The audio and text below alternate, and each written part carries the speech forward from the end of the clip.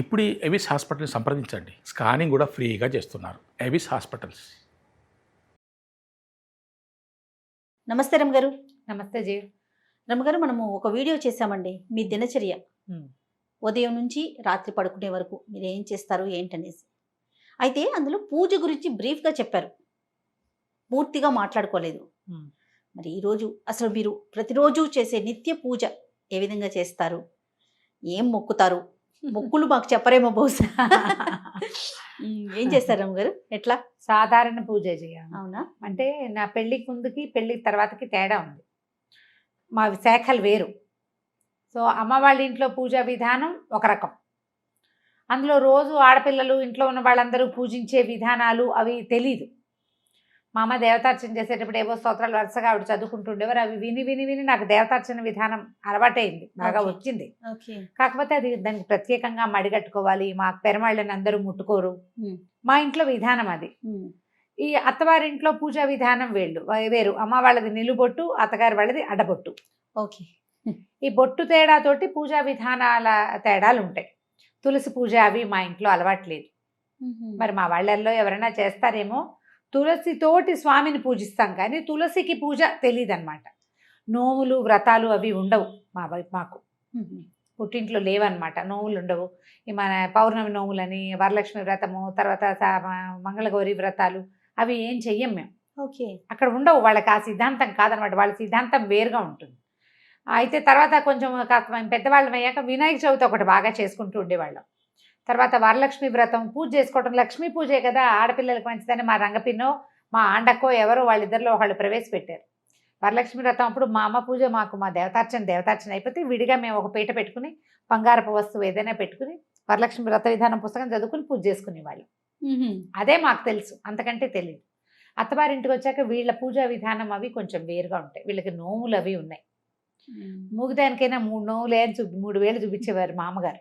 Okay. మా వారి నాయన, అత్తగారు లేరు కదా, సో మా వారి నాయనమ్మ ఉండేవారు, మా అమ్మగారు ఉండేవారు. 3 నోములు అని మన వరలక్ష్మి వ్రతం చేయించారు. మంగళగౌరి నోములు పట్టించారు, 5 సంవత్సరాలు చేయవలసింది. తర్వాత ఏమో పువ్వు తాంబూలం పండు తాంబూలం నోము ఒకటి నోయించారు. తర్వాత 16 ఫలాల నోము అదొకటి పట్టించారు అనమాట. వరలక్ష్మి వ్రతం ఏటా చేసుకునేది. క్రమంగా ఇది నేను నేర్చుకున్నా. అయితే ఈ మామగారు అప్పుడప్పుడు ఉంటుండేవారు కానీ రెగ్యులర్గా ఎప్పుడు నాతోటే లేరు, ఎప్పుడైనా వచ్చేవారు. ఆవిడ పూజా విధానాన్ని నాకు నేర్పించేసే ప్రయత్నం చేయలే. నేను చదువుకున్న పిల్లని, సంస్కృతం వచ్చు, పెద్దింట్లో నుంచి వచ్చాను కాబట్టి కొంత ఏదో చేసుకుంటుందిలే అన్నట్టుగా దీపం పెట్టుకోవటం ఒకటే పూజా విధానంగా ఉండేది నాకు తెలిసి అప్పట్లో పెళ్ళైన కొత్తల్లో. ఆయన మావారు సంధ్యావందనం చేసుకోవటము, ఆయన జపం చేసుకోవటం చిన్నతనంలో వాళ్ళకి ఉపనయనాలు చేసేసారు 7-8 ఇయర్స్కే.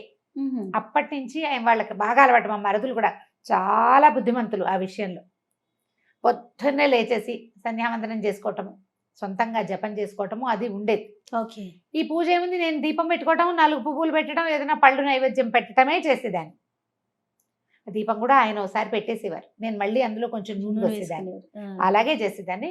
ఒక 3-4 సంవత్సరాల పాటు వరలక్ష్మి వ్రతం, మంగళగౌరి నోములు, ఏదైనా సత్యనారాయణ వ్రతం చేసుకుంటే అది తప్ప మొదటి 4 సంవత్సరాల పాటు నేను ఏమీ పెద్దగా శ్రద్ధగా చేసింది అయితే లేదు. ఇవన్నీ నిజాలే, ఇందులో దాచేందుకు ఏం లేదు.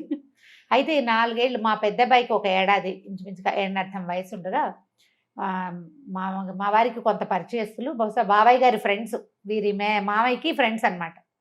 ఫ్రెండ్ ఒక ఆయన మోహన్ రావు గారు, వారి పేరు తలుచుకుంటేనే చాలా సంతోషంగా ఉంటుంది. ఆయన నాకు చెప్పారు, అమ్మ లలితా సహస్రం చదువుకోండి మీరు. నా పెళ్లి నాటికి నాకు లలితా సహస్రం రాదు. ఇంచుమించు నాకు ఒక 30 సంవత్సరాలు వస్తూ ఉండగాను, ఇంకా రాలేదు, 30 రాకముందే నేర్చుకున్నాను అనుకో. మా పెద్దక్కయ్య లలిత కామ్యం, అందరూ చదవకూడదు అనేది. మా ఇళ్లలో అసలు లలితా శాస్త్రం చదివే పద్ధతే లేదు. అయితే ఒకసారి చెప్పడానికి మొదలుపెట్టింది. మేము ఒక 20-15 శ్లోకాలు నేర్చుకున్నాం. మా అక్కయ్య నోటికి చెప్పేది, అక్కయ్య చదువుకోవటమే. అయితే అక్కయ్యకి చెప్పడం వచ్చు. నేను ఎట్లా చెప్తున్నా అట్లా మా పెద్దక్కయ్య చెప్పేది. నేను, మా ఆఖరక్కయ్య, మా పెద్దక్కయ్య గారు అమ్మాయి, అట్లా మేము ముగ్గురున్నాం. మాకు తొందరగా వస్తాయి, సంస్కృతం ఒకటి ఉంది కదా. ఒక 18 శ్లోకాలు ఏమో 20 శ్లోకాలు చెప్పుకుని ఉంటాం అంతే, అంతకంటే చెప్పుకోలే. ఆయన లలితా శాస్త్రం చెయ్యండి అని చెప్తే ఇక అప్పుడు రోజు చదవటం నేర్చుకోవడం కోసం నేనే సొంతంగా చదువుకున్నా. అందరికంటే నాకు ప్లస్ ఏంటంటే నాకు సంస్కృతం రావటం. వాచా దోషాలు లేకుండా చదవటం వచ్చు. ఆ, ఒక పదాన్ని అక్కడ ప్రింట్లో తప్పు ఉంటే ఈ అక్షరం ఇట్లా ఉండకూడదు, ఇది కాదు అయి ఉంటుంది, పదం ఇది కాదు అని నేను సరి చేసుకోగలను. నాకు డౌట్ వస్తే మా ఐదొకే వసంత, తను పిహెచ్డి సంస్కృతంలో, తను ఫోన్ చేసి వసు ఏమిటో ఇక్కడ ఇలా ఉంది, ఈ పదం కరెక్ట్ అంటావా అని అడిగితే మా అక్కయ్య అయినా కరెక్ట్ చేసేది. 4-5 పదాలు మా అక్కయ్య కరెక్ట్ చేసింది, మిగిలినవన్నీ నేనే కరెక్ట్ చేసుకున్నాను. అట్లా లలితా సహస్రం చదవటం అలవాటైంది. రోజు అప్పుడు చదువుకునేవారు రోజు చదివేదాన్ని. ఇప్పుడు కూడా చదువుతా కానీ అంత అప్పుడు నేర్చుకోవడం కోసం ప్రతిరోజు పెద్ద స్వరంతో, పెద్ద గొంతుగా తన వాయిస్ పెద్దది. ఆ తర్వాత నన్ను ఖడ్గమాల వైపుకి తిరిగింది మనసు. లలిత, ఖడ్గమాల, ఈ 2 దేవి ఖడ్గమాల కూడా అవి చాలా అట్రాక్ట్ చేస్తాయి అన్నమాట. తర్వాత అంటే మా పెళ్ళైన ఒక 10-11 సంవత్సరాలకి మా మామగారు చేసేవారు రెగ్యులర్గా దసరా ఉత్సవాలు 10 రోజులు ఉత్సవాలు చేయటం మా ఇంట్లో అలవాటు ఉంది. మా వారికి ఏదో ఒక ఉత్సాహం వచ్చింది, తను చేద్దాం అనుకున్నారు. అప్పటి నుంచి మొదలుపెట్టి ఇప్పటిదాకా దసరాలు చేస్తూనే ఉన్నాం మేము. దసరా ఉత్సవాల కోసం ప్రత్యేకంగా కలశం పెట్టుకోవటము మా ఇంట్లో ఉంది. నవరాత్రులు చేస్తారు. నవరాత్రులు చేస్తాం. 10 రోజులు పగలు ఉపవాసం, రాత్రి భోజనం, 2 పూట్ల లలిత ఖడ్గమాల ఇవి చదువుకోవటం. నాకు అప్పటి నుంచి త్రిశతి చదవటం అలవాటైంది. ఓహో. లలిత సహస్రము ఖడ్గమాల కంటే కూడా త్రిశతి విపరీతంగా ఆకర్షించింది నన్ను. అది చదువుతూ ఉంటే ఎలా వస్తుందంటే ఒక పూనకం వచ్చినట్టు ఉంటుంది అనమాట. అసలు అమ్మవారి యొక్క ఆవిడ యొక్క శక్తి ఒక్కొక్క పదంలో తెలుస్తూ ఉంటుంది.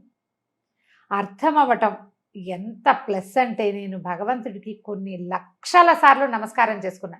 నన్ను ఒక సంప్రదాయ సంస్కృత పండితుల ఇంట్లో పుట్టించి ఈ పదాలకి అర్థం తెలుసుకోగలిగే మాత్రపు ప్రజ్ఞని నాకు పెట్టినందుకు, నా పూర్వజన్మ కర్మ ఫలితం వల్ల, భగవంతుడి అపార కృపాకటాక్షాల వల్లే అది కుదిరింది. ఆ పదాల అర్థం తెలిస్తే ఆ శక్తిలోకి మనం ప్రవేశిస్తున్న భావన వస్తుంది. అవునమ్మా, అవును. స్పెల్లోకి మనం వెళ్ళాలి లోపలికి. ఆ వెళ్ళగలిగే అవకాశం లభించింది. అట్లా ఈ లలిత మొదలుపెట్టిన దగ్గర నుంచి నాకు నిత్య గౌరీ పూజా విధానం ప్రాక్టీస్ చేశాను నేను. మా వాడికి, మా పెద్ద అబ్బాయికి 2 ఏళ్ళు అంటే ఇప్పటికి ఇంచుమించుగా ఒక 23 సంవత్సరాల నుంచి నిత్యము గౌరీ పూజ, షోడశోపచారాలు గబగబ గబగబా చేసేసుకుంటా. శుక్రవారం మాత్రం లక్ష్మీ పూజ. ఇది ప్రాక్టీస్ అయింది. అప్పటి నుంచి చేస్తూనే ఉన్నా. మామూలుగా నాకు స్తోత్రాలు అవి చాలా అలవాటున్నాయి. దీంతో పాటు ఇంకొక విషయం ఏం చెప్పాలంటే, సమాశ్రయణం అంటారు వైష్ణవులలో, అదొక విధానం. అంటే శ్రీ వైష్ణవ పూజా విధానంలో ఈ శంఖ చక్రాలు వేస్తారు భుజాల మీద. ఎవరికైనా శ్రీ వైష్ణవం ఇవ్వచ్చు అలాంటివి వినుంటారు కదా. అవునమ్మా. నాకు కూడా సమాశ్రయణం అయింది. నా పెళ్లికి ముందే చేశారు. అప్పుడు స్వామివారు ఒక అవకాశం ఇలా చెయ్యండి అని చెప్తే, మా అమ్మ మా ఇంట్లో ఎవరిదో సమాశ్రయణాలు జరుగుతున్నప్పుడు, నాకు వివాహానికి ముందే జరిగింది. సాధారణంగా వివాహం అయ్యాక చేస్తారు. మరి భగవంతుడు నాకు, ఆయన నా మీద చూపించిన అపార కృపాకటాక్షాల్లో అది కూడా ఒకటి. అది అవ్వటం వల్ల నేను ఇంకా వేరే ఏ మంత్రోపదేశము తీసుకోలేదు. అష్టాక్షరి ఉపదేశం నాకు వివాహాత్ పూర్వమే ఉంది. నేను శాఖ మారిన నారాయణమూర్తి నాతోటే ఉన్నాడు. ఆయన నన్ను వదిలిపెట్టలే. ఈ రోజువారీ పూజా విధానం ఇవన్నీ చేసిన ద్వయమంత్రం లేకుండా, అష్టాక్షరి లేకుండా నా రోజు గడవదు. దానికి గురు పరంపర చెప్పుకోవటము, గురు పరంపర చెప్పటం, రూపం ధరించడం, బొట్టు పెట్టుకోవటం, అవి చేయటల్లా వీరు విధానం వేరు కదా. దాని మీద తగాదాలు వాటికి వెళ్ళడం. నారాయణుడు నాతోటి ఉన్నాడు, బొట్టులో ఉండక్కర్లేదని భావించాను నేను. ఇది ఇప్పుడు ఎవరికైనా సమాధానం చెప్పాల్సిన అవసరం కూడా లేదు కదా. మీకు నా సొంత విషయం కదా, నా సొంత విషయం. మా అమ్మ వాళ్ళు పెద్దగా అభ్యంతర పెట్టలేదు. నేను నా అష్టాక్షరి తీసుకున్నా, మా వారికి నేను చేసుకునేది అది నాదే, నేను ఎవరికి చెప్పక్కర్లేదు. ఇప్పుడు ముఖతః చెప్తున్నాను కానీ తెలుసు వాళ్ళకు కూడా. నేను అష్టాక్షరి చేసుకుంటా తప్పకుండా. ఒక 108 ఖచ్చితంగా మాలతోటి జపం చేసుకున్నాక అప్పుడు వేరే పని చేసుకుంటాను. ఎంత పరిగెడుతున్నా ఇవి 2 మాత్రం ఇది తప్ప. ఆ స్నానం చేసి నేనేం చేస్తాను, నేను చదువుకునే స్తోత్రాలు నాకేంటంటే మా ఇంట్లో అలవాటు ఉన్నవి కొన్ని ఉన్నాయి రెగ్యులర్గా చేసేవి. పంచాయుధ స్తోత్రము, తర్వాత ఏమో వెంకటేశ్వర సుప్రభాతము, ప్రపత్తి స్తోత్రము. సుప్రభాతాలు రోజు చదవను, శనివారం మాత్రమే సుప్రభాతం చదువుతా. ప్రపత్తి స్తోత్రాలు రోజువారి గడగడ వెళ్ళిపోతాయి. అవి అలవాటు అయిపోయింది చిన్నప్పటి నుంచి. ముందు నుంచి వచ్చు అవి నాకేంటంటే ఇప్పుడు రావట్లేదు జయ. ఇదివరకు ఎవరైనా 4-5 రోజులు వరుసగా చదివితే తర్వాత నాకు వచ్చేసేవి. మా అమ్మగారు చదివే రామరక్షా స్తోత్రం అవన్నీ మా అమ్మ చదువుకునేది. ఇవన్నీ రావటంతో స్నానం చేసి నేను దేవుడి దగ్గరికి వెళ్ళే లోపల కుదిరితే ఉచ్చేశ్రవంతో పెద్ద సౌండ్, లేకపోతే నోట్లో అయినా వరుసగా గణేష పంచరత్నాలు, తర్వాత ఏమో సుబ్రహ్మణ్యాష్టకము, తర్వాత ఏమో వెంకటేశ్వర కరావలంబము, ఈ 3 లైన్. ఈ 3 చదివాక పంచాయుధ స్తోత్రం. పంచాయతీ స్తోత్రం బాగా చిన్నప్పటి నుంచి అలవాటు, పంచాయతీ స్తోత్రం చదువుకోవటం.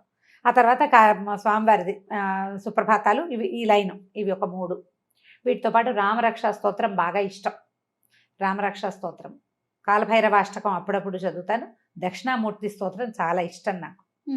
దక్షిణామూర్తి, ఈ మొత్తం ఇన్ని స్తోత్రాలు కలిపి అటు ఇటుగా నేను అక్కడే కూర్చుంటే ఒక 20 నిమిషాలు 25 నిమిషాలు పడుతుంది నాకు కూర్చుని ఉంటే. ఖాళీగా అలవాటు ఉంది కదా, కంఠస్థం అలవాటు ఉంది కాబట్టి అక్కడ కూర్చోక్కర్లేదు, పని చేసుకుంటూ ఇవి చదివేసుకుంటా. అక్కడి నుంచి దేవుడి దగ్గర కూర్చున్నప్పుడు దీపారాధన చేయటం, పువ్వులు తెచ్చుకోవటం. అంటే బయట నుంచి కొనుక్కొచ్చిన పువ్వులని ఇప్పుడున్న నేను కొత్తగా వెళ్ళే 5-6 సంవత్సరాల క్రితం ఇల్లు తీసుకున్నాం.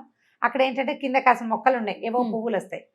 నా అదృష్టం ఏంటంటే భగవంతుడు నాకు తోడబుట్టిన వాళ్ళని ఎంతమందిని ఇచ్చాడో, అలా ప్రేమగా నాతో ఉండే వాళ్ళని కూడా కొంతమందిని ఇచ్చాడు. కింద ఫ్లోర్ లో ఉండే జ్ఞానశ్రీయే ప్రతిరోజు పువ్వులు వచ్చి నాకు తెచ్చిస్తుంది, పంపిస్తుంది, పట్టుకొచ్చిస్తుంది. 90% తనే తెచ్చిస్తుంది. గ్రేట్. ఒక్కొక్కళ్ళని అట్లా ప్లస్ చేస్తాడు. ప్లస్ పువ్వులు పట్టుకొస్తుంది. ఏమైనా కొన్న పువ్వులు, చామంతులు అవి ఉంటే అవి పెట్టుకుంటే పువ్వులు పెట్టుకోవటం, ఈ వరుసలు అయినంతా చదువుకోవటం. ఖడ్గమాలు కూడా చదివేస్తే అక్కడక్కడ ఖడ్గమాలే వెళ్ళిపోతుంది. శుక్రవారాలు నేను ఇంట్లో ఉన్నప్పుడు మాత్రం లలిత కానీ త్రిశతి కానీ చదువుకుంటా. దసరాల్లో పూర్తిగా ఇవి 3 వీటిని అలవాటుగా చదవటం అలా ఉంది. సాయంకాలాలు ఏం చేస్తాను, దీపం పెట్టుకుని ఎక్కువ ఏం చెయ్యను. సాయంత్రం తేలిగ్గా 1-2 స్తోత్రాలు చదువుకుంటా. త్రిశతి సాయంత్రం చదివితే ఏంటంటే పగలు పనిచేసిన అలసటంతా పోతుంది జయ. ఏంటో నాకు అవునా అవకాశం దొరుకుతుంది, అప్పుడప్పుడు, రోజు ఉండదు. ఇప్పుడు నేను ఇక్కడే 7:30 అయిపోయింది అనుకో, నా వల్ల కాదు ఇంకా కూర్చోవటం. పెంద్రాలే వెళ్ళిన రోజున తప్పకుండా చేస్తాను. దీంట్లో వీటిలలో ఒక్కొక్క రోజు ఒక్కొక్కటి ప్లస్ చదవ బుద్ధి అయితే ఆ పూట ఖాళీగా ఉన్నాను అనుకో, కాలభైరవాష్టకం, తర్వాత జగన్నాథాష్టకం చాలా ఇష్టం నాకు, పూరి జగన్నాథుడి గురించి అదొకటి చదువుతాను. మధురాష్టకం అవి ఇష్టం. కృష్ణుడికి సంబంధించిన చాలా స్తోత్రాలు. ముకుందమాల మా ఇంట్లో ఉపదేశం ఉంది, నాయనమ్మకు ఉండేది. మా నాయనమ్మ ఆవిడ ఇట్లా మంచంలో ఉన్నా కూడా గుష్యతే ఎస్సే నగరే అనుకుంటూనే ఉండేవారు. దాంతో అదొకటి బాగా ఇష్టం. నేను ఆ ముకుందమాల పాఠం కూడా చెప్పాను. బాగా ఇంట్రెస్టింగ్ గా ఉంటుంది ముకుందమాల కూడా. అది కూడా అసలు ఎట్లా కృష్ణుడిలోకి మనని తీసుకెళ్ళిపోతుందంటే అర్థం కావాలి. ఇక్కడ ప్రధాన అంశం ఏంటంటే రమ్మగారు, మీకు వాటి భావం తెలియటం, దాని వలన పూర్తిగా ఇన్వాల్వ్ అయిపోతారు, దాని లోపలికి వెళ్ళిపోగలుగుతారు కదండి. నిజంగా అది చెప్తున్నాగా, లక్షల సార్లు కృతజ్ఞతలు చెప్పుకున్నా భగవంతుడికి అసలు అది తీరదనమాట. ఉన్నావు నాయన. అందుకని ఇప్పుడు లేకపోతే అంత అవకాశం అందరికీ లభించదు. అవునవును. ఆ లభించటం, దాంతో పాటు నాకు భక్తి ఉండటం, ప్రధానంగా భగవంతుడి మీద ఆసక్తి ఉండటం.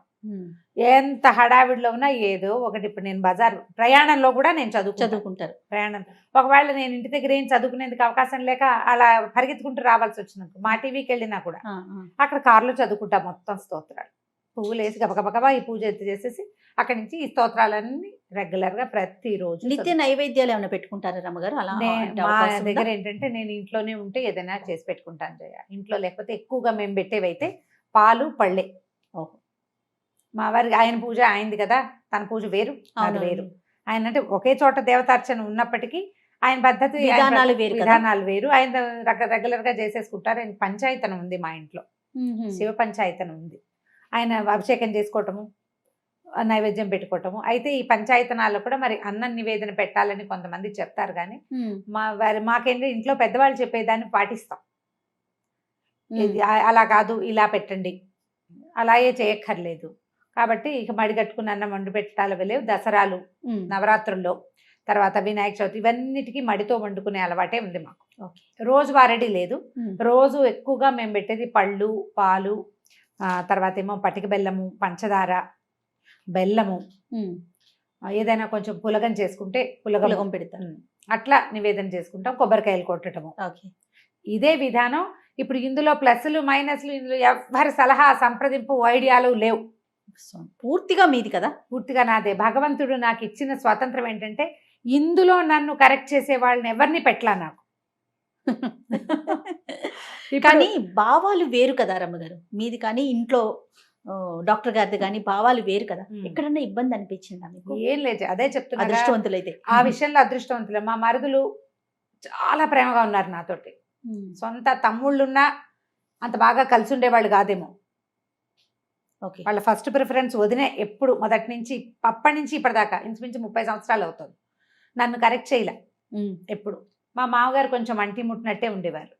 గౌరీ పంచాక్షరి తీసుకోండి అని చెప్పారు ఒకసారి, మిమ్మల్ని తీసుకోమన్నారు ఒక మంత్రం, గౌరీ పంచాక్షరి తీసుకోవచ్చు అని, బాగుంటుంది అని, మంచిది అవును స్త్రీలకి, అది మంచిది, అది కూడా భర్త నుంచే తీసుకోవాలి, అలా ఏవో నియమాలు ఉండే, నాకు అంత బాగా తెలియదు దాని మీద. ఓకే. నాకు ఎందుకనో అంత అనిపించింది. నారాయణమూర్తిని వదిలిపెట్టాలని అనిపించలే, వారితో పాటు ఇంకేది చేద్దాం. రమ్మగారు ఇది సందర్భం కాదు, కానీ నాకు ఒక ప్రశ్న అండి, ఎప్పటి నుంచో శైవ వైష్ణవ మతాలు అసలు ఎందుకు ఈ డిఫరెన్స్ వచ్చిందండి?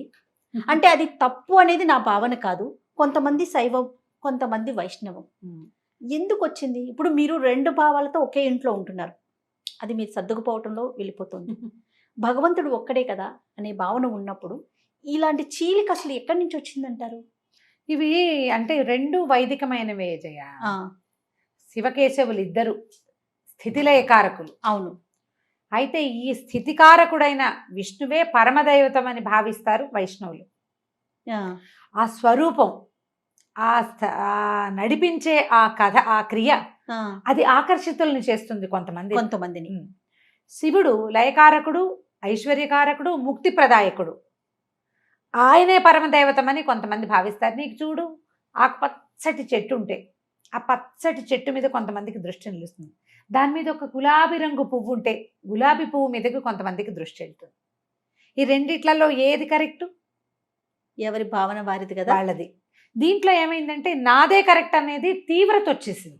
ఆ భావం కరెక్ట్ అండి, కరెక్టా అంటే మనం చెప్పలేకపోతాం జయ. మనం ఇదంతా మాబ్లో ఉంటుంది, జనాలు గుంపుగా చేరినప్పుడు వాళ్ళ భావాలు ఉంటాయి.